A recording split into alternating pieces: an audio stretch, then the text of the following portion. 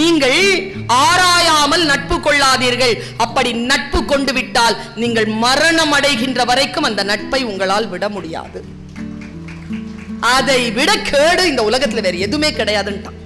எப்போது பார்த்தாலும் நிரந்தர கோபத்திலும் நிரந்தர சோகத்திலுமே இருக்கிறோம். இங்க எங்கிருந்து வர்றது நட்பு? யாரிடத்தில் நட்பு வைக்கிறீர்கள் என்பதில் கவனம் வையுங்கள் என்று சொல்லித் தருகிறது எனக்கு புத்தகங்கள். எனக்கு இந்த நூல், இந்த வார்த்தை என்னை ஏதோ செய்கிறது. உங்களை அது அப்படியே தான் செய்ய வேண்டும் என்ற கட்டாயம் கிடையாது. அதனால் உங்களுக்கான நூல்களை நீங்கள் தேடி போங்க. கற்றல் என்பது ஒரு மிகப்பெரிய வரம். கற்காமல் இருப்பது என்பது மாபெரும் பலி, மாபெரும் சாபம். புத்தகம் என்னை விடுவிக்கிறது. எத்தனையோ காலமாக என் மனதில் இருந்த விஷயங்களை அந்த புத்தகம் விடுவிக்கிறதுங்க. சமீபத்தில் ஒரு புத்தகம் படித்தேன், தீர்க்கதரிசி என்கின்ற புத்தகம். நிறைய பேர் முதல்லயே படிச்சு முடிச்சிருப்பீங்க. கலீல் கிப்ரான் எழுதிய தீர்க்கதரிசி சமீபத்தில் தான் படித்து முடித்தேன். அல் முஸ்தபா என்கின்ற ஞானி தான் வாழ்ந்த நகரத்தில் இருந்து கப்பல் வந்துவிட்டு புறப்பட்டு போகிறான். 16 ஆண்டுகள் அந்த நகரத்தில் அவன் இருக்கிறான். அந்த ஞானி புறப்பட்டு போகின்ற பொழுது கூட இருக்கின்றவர்கள் அவனிடத்தில் சில கேள்விகளை கேட்கிறார்கள். கேட்ட கேள்விக்கு அல் முஸ்தபா பதில் சொல்கிறான். இதுதான் தீர்க்கதரிசியினுடைய முழு பொருள், முழு பாடுபொருள். ஒரு கேள்வி இருக்குங்க, நிறைய சொல்வதற்கு நேரம் இல்லை. ஒரு கேள்வி இருக்கு, நான் இதை சொல்றேன், பயன்படும் என்பதற்காக சொல்கிறேன். திருமணம் என்றால் என்ன? ஒரு கேள்வி. திருமணத்தை எப்படி வெற்றிகரமாக ஆக்குவது? அந்த ஞானி சொன்ன பதில், கணவன் மனைவிக்கும் மனைவி கணவனுக்கும் தன்னிடம் இருக்கின்ற ரொட்டியை கொடுத்து உதவட்டும், 2 பேரும் ஒரே ரொட்டியை சாப்பிடக்கூடாது. வீட்டில் போய் யோசி. கெமிஸ்ட்ரிங்கிறோம்ல, அது இதுதான். ஒரே ரொட்டியை திங்கக்கூடாது. திங்கிறதுனா மொத்தமாக கொடுத்த நீ சாப்பிடுப்ப. ஒன்றுத்தை வச்சு சாப்பிட்டீங்கன்னா அந்த ஆளுக்கு முறுமுறு சைடு பிடிக்கும், நடுவில் இருக்கிற வெந்த சைடு பிடிக்காது. நமக்கும் அதே பிடிக்கும்னா அன்னிலிருந்து அவன் நமக்கு பகையாயிருவான். ஒரே ரொட்டி சாப்பிடாதங்கிறாங்க அவன். இதை விட எளிமையாக சொல்ல முடியுமா? எல்லோரும் சொன்னதுதான், உங்கள் குழந்தைகள் இல்லை, அவர்கள் உங்கள் வழியாக வந்தார்களே தவிர உங்களிடம் இருந்து வரவில்லை. இது இந்த தீர்க்கதரிசி புக்கில் தான் இருக்கு. முடிஞ்சா தேடி போய் படிச்சிருங்க. அந்த மாதிரியான பேச்சாளர்களை கூப்பிட்டு பேச வைக்கிறது எதுக்கு? இந்த மாதிரி ஏதாவது டேக் அவே வீட்டுக்கு கொடுத்துட்டு அனுப்புறது தான். என் பெருமையை சொல்லுவதற்காக நான் வர இல்லை. ஆசிரியர்கள் செய்யக்கூடிய பணியே அதுதான். நம் அறிவை கொடுப்பதல்ல, அவர்கள் அறிவை அவர்களுக்கு அறிமுகம் செய்வதுதான் ஒரு ஆசிரியருடைய பணி. அந்த பணியைத்தான் செய்ய வேண்டும், என் அறிவை தருவதல்ல. நீங்கள் எப்படி தேட வேண்டும் என்பதற்காக சொல்லுகிறேன். காலம் காலமாக சொல்லி இருக்கிறார்களா நட்பு நட்பு நட்புன்னு? இன்னைக்கு எப்படி இருக்குங்க நட்பு? இருக்கா இல்லையா? உங்க ஃப்ரெண்டா தான் சொல்றான், இல்லையா? நட்பு இல்லை. மூத்த தலைமுறை உட்கார்ந்து இருக்கிறது. உங்கள் காலத்தில் இருந்தது போல இன்றைக்கு இல்லை ஐயா நட்பு. உங்கள் காலத்திலே இருந்ததா என்றும் தெரியாது. வள்ளுவம் அடிக்கிறான் பாருங்க. நான் ஒரு விஷயம் சொல்றேன், எக்ஸாமினேஷனுக்கு படிச்சு நாசமா போனவங்க நாம. தமிழ் வாத்தியார் 100 மார்க் போட மாட்டாரு, 40 குறள் வரும். கடைசியா 2 மார்க்ல 2 குறள் கேட்பான். சாய்ஸ்ல விட்டுட்டு வந்துருவோம் நம்ம. இதையும் இவ்வளவு மனப்பாடம் பண்ணுவானேன்னு. தேர்வுக்கு படிப்பதல்ல. நான் எல்லா புத்தக கண்காட்சிகளும் சொல்லிக் கொண்டிருக்கிறேன். இஸ்லாமியர்களாக இருக்கக்கூடிய என்னை போன்றோருக்கு குரான் வேதம், இந்துக்கள் என்றால் உபனிஷதங்கள், வேதங்கள், வேதம் மறைபொருள். கிறிஸ்துவர்களுக்கு பைபிள் மறைபொருள். தமிழர்களுக்கு திருக்குறள் தான் மறை, பொது மறை என்பதனை நாம் சிந்திக்க வேண்டும் என்பதற்காக சொல்லுகிறேன். நமக்கான மறை பொருள் அது. அந்த வள்ளுவன் சொன்னான். நிறைய இளைஞர்கள் வந்திருக்கிறீர்கள், காது மடல் விரித்து காத்திருக்கிறீர்கள். எனக்கு அது வெறும் மடலாக தெரியவில்லை, நிலங்களாக தெரிகின்றன. அதனால் சில விதைகளை தூவுகிறேன். விதைத்தவள் தூங்கலாம், விதைகள் தூங்காது. விதைகள் முளைக்கும். அந்த நம்பிக்கையில் தான் பேசுகிறேன். வள்ளுவர் சொல்லுகிறார், நட்பு பற்றி சொல்லுகிறார், காதை விரித்து, பைபிள் சொல்லுமே, காது இருக்கின்றவர்கள் கேட்க கடவீர்கள். புரிஞ்சுக்கோங்க இந்த வார்த்தைய. எல்லார்கிட்டே தான் காது இருக்குது, எல்லாருமா கேட்கிறோம்? பைபிள் சொல்கிறது, காது இருக்கின்றவர்கள் கேட்க கடவீர்கள். இந்த காதுங்கிற உறுப்பு அற்புதமான உறுப்பு. அதுக்குள்ள நான் ஒரு கருத்து போடுறேன், உள்ள போய் தைக்குதான் பாருங்க. நாடாத நட்டலில் கேடில்லை, நட்ட பின் வீடில்லை நட்பாள்பவர்க்கு. என்ன அர்த்தம்? நீங்கள் ஆராயாமல் நட்பு கொள்ளாதீர்கள். அப்படி நட்பு கொண்டு விட்டால் நீங்கள் மரணம் அடைகின்ற வரைக்கும் அந்த நட்பை உங்களால் விட முடியாது. அதை விட கேடு இந்த உலகத்தில் வேற எதுவுமே கிடையாதுன்ட்டான். நண்பனை பார்த்து தேர்ந்தெடு. சரி, இத சொல்றான் வள்ளுவன். சாதாரணமா நட்பு காலம் பற்றி கதை எழுதுகிறவர், கவிதை எழுதுகிறவர் சபையில் உட்கார்ந்திருக்கிறார். நட்புதான் சிறந்தது என்று அவர் பேசுவார். ஏனென்றால் அவருடைய அனுபவம் அப்படி. என் வாசிப்பு அனுபவமும் ஒரு பெண்ணாக இருக்கக்கூடிய எனக்குமான நட்பு அனுபவம் என்ன? நான் இங்கே இருக்கக்கூடிய பெண்களுக்கு கேட்கிறேன், நமக்கு நட்பு சாத்தியமாக இருக்கிறதா? மேக்சிமம் நம்ம நட்பு எவ்வளவு தூரத்துக்கு போவோம்? கல்யாணம் வரைக்கும் தான். அதுக்கப்புறமா பக்கத்துல வீட்டில் இருக்கிறவங்கள நட்பு வச்சுக்கணும். அதுவும் லேடிஸா பார்த்து நட்பு வச்சு. நட்பு எங்க பெண்களுக்கு சாத்தியம் கிடையாது. ஆண்களுக்கு சொல்கிறேன், ஆண்களுக்கு பல்வேறு விதத்தில் நட்பு இருக்கு. ஒவ்வொரு களங்களிலும் நட்பு இருக்கு. முடிந்தால் இது உங்களுக்கு தான் பயன்படும், எங்களுக்கு கொஞ்சமா தான் பயன்படும். இயல்பிலேயே நாங்கள் அவ்வளவு ஒன்றும் நட்பாக இருப்பதில்லை. சமூகம் அப்படி இருக்கிறது. எப்போது பார்த்தாலும் நிரந்தர கோபத்திலும் நிரந்தர சோகத்திலுமே இருக்கிறோம். இங்க எங்கிருந்து வர்றது நட்பு? நான் ஒரு கதையை சொல்கிறேன். ஒருவேளை நான் சொல்லுகின்ற இந்த கதை உங்கள் வாழ்க்கையில் நீங்கள் சந்தித்த ஏதோ ஒரு விஷயத்திற்கு சாட்சியாக இருக்கலாம். விழித்துக் கொள்ளுங்கள். ஒரு புத்தகத்தை வாசிக்கிறேன் நான். இந்த புத்தகம் எனக்கு ஒரு சொல்லை சொல்லித் தருகிறது. ஹூரிங் அப்படிங்கிற ஒரு சொல், சைக்காலஜி, ஒரு உளவியல் புத்தகம். ஹூரிங் அப்படிங்கிற சொல்லுக்கு என்ன அர்த்தம்னா, நான் வரேன் இந்த நட்புக்கு வரேன், இதை சொல்லிட்டு வரேன். ஏன்னு ஒருத்தர் இருக்கிறான், பின்னு ஒருத்தி இருக்கிறா. என்ன ஒருத்தி? அது ஒருத்தனாவும் வச்சுக்கோங்க, இல்லை ஏவையும் ஒருத்தியா வச்சுக்கோங்க. நான் என் வசதிக்கு சொல்றேன் ஏ பின்னு. ஏவும் பியும் நல்ல நட்போடு இருக்கிறாங்க. ஏ பிய ஏமாத்திட்டான். யார் வெட்கப்பட வேண்டியவர்கள்? சமூகத்தில் வெட்கப்பட வேண்டியவர்கள் யார்? ஏதானே. அவன் உங்களை ஏமாத்திட்டான், உங்களுக்கு புரிஞ்சு போச்சு, அவன் போயிட்டான். அவனுக்கு உங்கள் தேவை மீண்டும் வருகிறது. உங்கள் பலவீனம் அவனுக்கு தெரியும். அவன் மீண்டும் வருகிறான். மீண்டும் வந்து உங்களிடத்தில் நட்பு பாராட்டுகிறான். நீங்கள் மீண்டும் அவன் வலையில் விழுகிறீர்கள் என்றால் இப்பொழுது சொல்லுங்கள், யார் வெட்கப்பட வேண்டியவர்கள்? பி. இதுக்கு பேர் ஹூவரிங் என்று சொல்லித் தருகிறது எனக்கு புத்தகம். ஐ ஸ்டே அலர்ட். நான் அலர்ட் ஆகிறேன். ஒரு தந்தை தன் மகளுக்கு சொல்ல விரும்பியது இதுதானே புத்தகம் சொல்கிறது. ஒரு தாய் தன் மகனுக்கு சொல்வது இதுதானே புத்தகம் அது எனக்கு சொல்கிறது. நான் ஏமாறாமல் இருப்பது எப்படி என்று எனக்கு சொல்கிறது. நான் இப்பொழுது சமீபத்தில் சில விஷயங்களை மக்களுக்கு சொல்லிவிடவே வேண்டும் என்கின்ற துடிப்போடு இருக்கிறேன். சில விஷயங்களை சொல்கிறேன். ஜெயமோகன் என்கின்ற ஒரு எழுத்தாளர், அந்த எழுத்தாளரை சமீபத்தில் நான் என்னுடைய ஒரு இன்டர்வியூ ஒன்று எடுத்தேன்.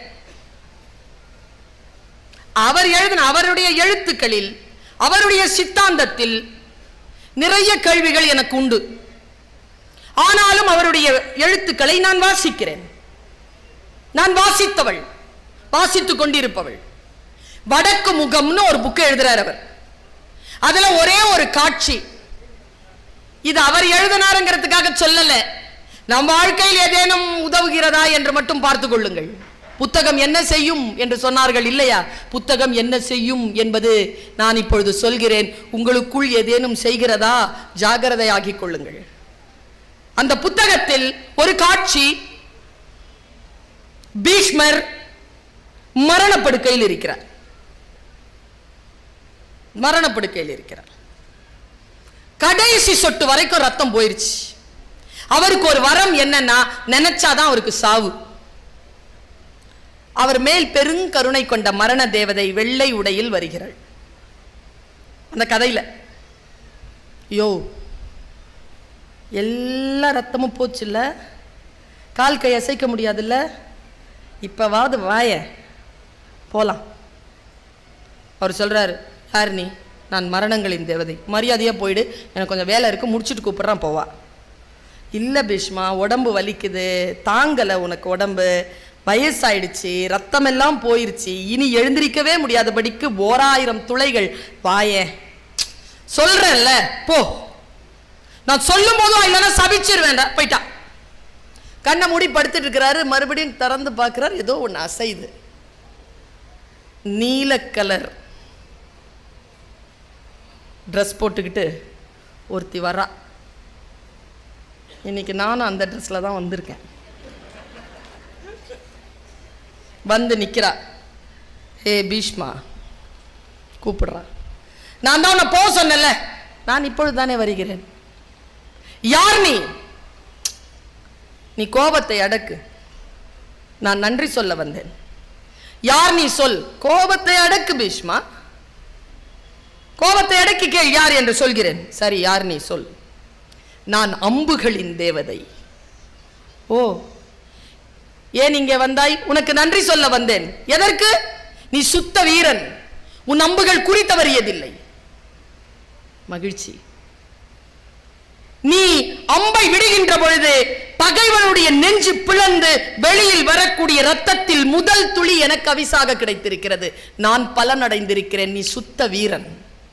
நன்றி பீஷ்மா, ஏற்றுக்கொண்டேன், போ. கிளிக்னு சிரிக்கிறா. இதுதான் பாயிண்ட், விஷயமே இதுதான். கிளிக்னு சிரிக்கிறா. என்ன பீஷ்மா, கோபம் தவிர், சொல், ஏன் சிரித்தாய்? உன்னை எனக்கு தெரியும். சரி, உன் பகைவர்களை எனக்கு தெரியும். சரி, உன் அம்புகளை எனக்கு தெரியும். சரி, உன் நண்பர்களையும் எனக்கு தெரியும். நில். முதலில் சொன்ன மூன்றும் சரி. ஏனென்றால் நீ அம்புகளின் தேவதை. என் அம்புகளை தெரியும், என்னை தெரியும், என் பகைவர்களை தெரியும். என் நண்பர்களை எப்படி அடி தெரியும் உனக்கு? அப்படி என்றால் நீ அம்புகளின் தேவதை இல்லை. என்னவுடன் கலகல என்று சிரித்துக் கொண்டு அந்த நீல ஆடை உடுத்திய தேவதை சொன்னாள், ஏ பீஷ்மா, நான் அம்புகளின் தேவதை தான். இந்த பூலோகத்தில் நண்பர்களுக்கு என்று தனியாக அம்பு எடுத்து வைக்கப்படாத அம்பரா துணி எங்கே இருக்கிறது? இதுதான் உங்களுக்கான செய்தி. எல்லோருடைய அம்பரா துணிகளிலும் நண்பர்களுக்கு என்றும் தனியாக ஒரு அம்பு இருக்கிறது என்று அம்புகளின் தேவதை சொல்கிறாள். கவனம். யாரிடத்தில் நட்பு வைக்கிறீர்கள் என்பதில் கவனம் வையுங்கள் என்று சொல்லித் தருகிறது எனக்கு புத்தகங்கள். டால்ஸ்டாய் புத்தகத்தை எழுதிவிட்டு வந்து படுத்துக் கொண்டான். தட்டச்சு செய்யக்கூடிய பெண் அவருடைய நூலை தட்டச்சு செய்துவிட்டு, ஐயா நீங்கள் எழுதிய பிரதியை எடுத்துக்கொள்ளவா? தட்டச்சு செய்ய வேண்டும், நேரமாகிவிட்டது, நான் போக வேண்டும் என்றவுடன், நாளை செய்து கொள்ளலாம், இப்பொழுது போ என்றார். டால்ஸ்டாய் அழுது கொண்டிருந்ததை பார்த்தாள் அந்த பெண். அந்த பெண் கேட்ட ஒற்றை கேள்வி என்ன தெரியுமா? மிஸ்டர் டால்ஸ்டாய், அந்த நீதிமான் இறந்து விட்டானா? இதான் கேள்வி. எழுதுகின்ற எழுத்தாளனை அந்த பாத்திரங்கள் வழிபடுத்துகின்றன, கதற வைக்கின்றன, அழ வைக்கின்றன என்று டால்ஸ்டாயினுடைய இந்த வாழ்க்கை நமக்கு சொல்லுகிறது. ஜெயகாந்தன் மிக முக்கியமான ஒரு நிலையிலே ஒரு பேட்டியிலே சொல்கிறார், நேரடியாக நான் குழந்தைகளின் சாவை பார்த்திருக்கிறேன், அதைவிட கொடுமையானது கதைகளில் குழந்தைகள் சாவது என்று எழுதுகிறார். வாசிப்பு என்ன செய்யும் என்று கேட்கிறோமே, புத்தகம் என்ன செய்யும் என்று கேட்கிறோமே, இதைத்தான் செய்யும். நான் இந்த அனுபவத்தை சொன்னதில்லை. ஒரு 1.5 ஆண்டுகள் இருக்கும். சந்திரன் என்கின்ற ஒரு ஆசிரியர் மதுரையிலிருந்து கல்லூரியில் என்னை பார்க்க வந்திருந்தார். கையில பழக்கூடையுடன் அப்படி வந்து நிக்கிறார். என்னையான்னு கேட்டேன். யாரையா நீங்க, என்னையா வேணும்? அம்மா உங்களை பார்க்க வந்தேன், உங்க பேச்சை கேட்டு ஒரு ஆளு பொண்டாட்டி அடிக்கிறத நிறுத்திட்டாருமா. சத்தியம், இது நான் பதிவு செய்து கொண்டிருக்கேன். பொண்டாட்டி அடிக்கிறத நிறுத்திட்டார். என்ன பேச்சது? எங்க தெருவில் ரிக்ஷா ஓட்டுவார் ஒருவர், டெய்லி குடிச்சிட்டு போய் பொண்டாட்டி அடிப்பார். உங்க பேச்சை கேட்டிருக்கார், அவர் சொல்லிட்டார், நீங்க போய் இதை முடிஞ்சா சொல்லிடுங்கன்ட்டாங்க. நான் 2 நாளைக்கு முன்னால பார்த்தேன், ட்ரெயின் ஏறி காலையில் உங்களை சந்திச்சுட்டு இதை கொடுத்துட்டு இதை சொல்லிட்டு போலான்னு, நல்லா பேசுங்கம்மான்ட்டு போயிட்டார். அவர் சொன்ன கருத்தை சொல்றேன். இங்க யாராவது பொண்டாட்டி அடிக்கிறவங்களா இருந்தா, ஐயா ஒரு நாள் ஒரு மீட்டிங்ல சொல்லுச்சிங்க ஒரு அம்மா கிருஷ்ணகிரியில, இந்தா அந்த பேராசிரியர் இந்தா இவ்வளோ பேசுத, 65 வயசாச்சு எனக்கு, புருஷங்கிட்ட அடி வாங்காம இருக்கிறதுனா எப்படின்னு சொன்னுச்சுங்க. அந்த வலி இருக்குல்ல, அடி சின்ன வயசுல வாங்கலாங்க, ஒரு வயசுக்கு அப்புறம் வாங்குறது ரொம்ப வலிக்கோங்க. பெண்களுக்கு அது உண்டு. எவ்வளவு வலி அப்படிங்கிறதுக்காக இந்த கதையை சொல்றேன். ஒருத்தன் இருந்தான், டெய்லி குஷிட்டு வந்து கொண்டாடி அடிப்பான். அவன் ஒரு நாள் நைட் ஷோ பார்த்துட்டு சைக்கிளில் வரான். போலீஸ் பிடிச்சிருச்சு. கையில் அவங்ககிட்ட டிக்கெட் இல்லை. பொல்லேர்னு அடித்து ஸ்டேஷன் கூட்டு போயிடுச்சு. அடிச்சு நீ தானடா திருடா, நீ தானே அந்த வீட்டில் நீ தானே திருட, நீ தானே இந்த இல்லை சாமி நான் திருடல, நான் ஒன்றும் செய்யலை. இல்லையே, உன் மூஞ்சியை பார்த்தா அப்படி தெரியலையே, உன் கண்ணை ஐயா குடிச்சிட்ட ஐயா, அவ்வளோதான் அவ, நீ தான்டா எழுது, கையெழுத்து போடுன்னு ஒரே சிரமம். அடிச்சு உடம்பெல்லாம் புடஞ்சு போச்சு. 4:30 மணி வரைக்கும் வச்சு அடிச்சிருக்கிறாங்க. அப்புறமா இவன் தேர மாட்டான்னு போடா அப்படின்னா உடனே உடஞ்ச சைக்கிளை உடச்சி கொடுத்துட்டாங்க. உடஞ்ச சைக்கிளை வச்சுட்டு வீட்டுக்கு போறாரு. இவர் வீட்டுக்கு போனால் வாசல்ல மனைவி ஒன்று அழுறா, எங்கெங்க போனீங்க, ராத்திரிலாம் வந்துருவீங்களே, எங்கெங்க போனீங்கன்னு சொல்லிட்டு உட்கார வச்சு தண்ணி ஊற்றி உடம்ப தொடச்சி மஞ்சப்பத்து போட்டு சூப் வச்சு கொடுத்து விசிறா. தூங்குறான் அவன். அடுத்த நாள்லேருந்து அவன் பொண்டாட்டி அடிக்கிறத நிறுத்திட்டான். ஏன்னா இவன் மஞ்சப்பத்து போட்டாலே அதுக்கு இல்லை, காரணமே இல்லாமல் அடி வாங்கினா எவ்வளோ வலிக்கும்னு அவனுக்கு தெரிஞ்சு போச்சு. இப்படி ஒரு சிறுகதைங்க. இதை படிச்சா நான் ஒருத்தன் போலீஸ் கிட்ட மாட்டினாமலே திருந்துவானா இல்லையா? இதுக்குதான் படிங்கிறது. ஒன்று என்ன செய்யும், நம்மை நேரடியான ஒரு வாழ்க்கைக்குள் கொண்டு வந்து செலுத்தி கொள்ளாமல் நாம் அந்த வாசிப்பிலேயே நம்முடைய வாழ்க்கையை அடுத்த கட்டத்திற்கு நகர்த்தி செல்லும். என்ன கேட்டா புத்தகங்கள் வீடுகள் போலங்க, வீடுகள் போல. சில வீடு உள்ளேயே வர விடாது, சில வீடுகள் வரவேற்பறை வரைக்கும் உள்ள வரவிடும். சில வீடுகளுக்குள்ள நீங்க தாராளமா தோட்டம் வரைக்கும் போலாம். திரும்ப திரும்ப வர சொல்லும் சில வீடுகள். சில வீடுகளை நீங்கள் திரும்பி கூட பார்க்க முடியாது, அதற்குள் மனிதர்களே இருக்க மாட்டார்கள். ஒருத்தன் வெளியில ஒரு வீடு இப்படி இருந்துச்சுங்க. வெளியில போகும்போது வீட்டை திறந்து போட்டு போறான். வீட்டுக்குள்ள வந்த உடனே கதவு பூட்டிக்கிறான். என்னடா பண்ற, நான் வீட்டுல இருக்கிற ஒரே சொத்து நான் தாங்கிறான். சில நூல்கள் அப்படிப்பட்டவை. ஒரு கூட்டத்தில் ஐயா உண்மையா தான் சொல்றேன், பேசி முடிச்சிட்டு புத்தக வெளியிட்டு விழா பேசி முடிச்சிட்டு சேரன் எக்ஸ்பிரஸ்க்கு போனேன். அப்போ 10 சேரன் எக்ஸ்பிரஸ் ஏறி உக்கார. ஒருத்தன் தேடிட்டு கோச்சுக்கு வந்துட்டான். மேடம் 75 ரூபா கொடுங்க. நான் யாருப்பா நீ? இன்னைக்கு அந்த புத்தக வெளியீட்டு விழால. சரி, உங்க பேச்சை கேட்டேன். சரி, அந்த புக்கு வாங்கினேன்.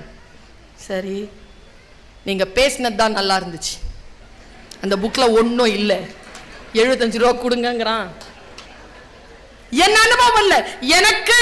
இந்த நூல், இந்த வார்த்தை என்ன ஏதோ செய்கிறது. உங்களை அது அப்படியே தான் செய்ய வேண்டும் என்ற கட்டாயம் கிடையாது. அதனால் உங்களுக்கான நூல்களை நீங்கள் தேடி போங்க. இந்த புத்தக கண்காட்சியில புத்தகம் வாங்குறது எப்படிங்கிற டெக்னிக்கை சொல்லித்தரேன். சில பேருக்கு தூக்கம் வரலன்னா டெக்னிக் இருக்கு, தெரியும்ல? என்ன டெக்னிக்? புத்தகம் 1 2 3 என்றது இல்லையா? இதெல்லாம் ஓல்டு ஜெனரேஷன். இப்போ நாங்கள் என்ன பண்ணுவோம்னா மல்லாக்கப்படுத்து புத்தகத்தை எடுத்து நெஞ்சில் வச்சுப்போம். ஏசினா 22 வைப்போம், ஃபேன்னா 3 வச்சுட்டு புரட்டிக்கிட்டே இருப்போம். 3 பேஜில் தூக்கம் வந்துடும். சில பேருக்கு ஸ்லீப்பிங் டோஸ் 10 பேஜஸ், சில பேருக்கு 15 பேஜஸ். அதுக்கு மேலே தாங்காது, அவ்வளவு ஹெவி டோஸ் இருக்கும். 15வது பக்கம் தாண்டின உடனே டப்புன்னு கொடு. அதே வார்த்தை சித்தர் தான் சொல்வார். எனக்கு அவர் ஆன்மா சாந்தி அடையட்டும். அவர் சொல்வார், நீ எந்த புத்தகத்தை புரட்டி புரட்டி படிக்கிறாயோ அது நல்ல புத்தகம் அல்ல. எந்த புத்தகம் படிக்கின்ற பொழுதெல்லாம் உன்னை புரட்டி புரட்டி போடுகிறதோ அதுதான் நல்ல புத்தகம். கடையனுக்கும் கடை தேட்டம் என்கின்ற ஒற்றை நூல் மோகன்தாஸை காந்தி ஆக்கியது இல்லையா?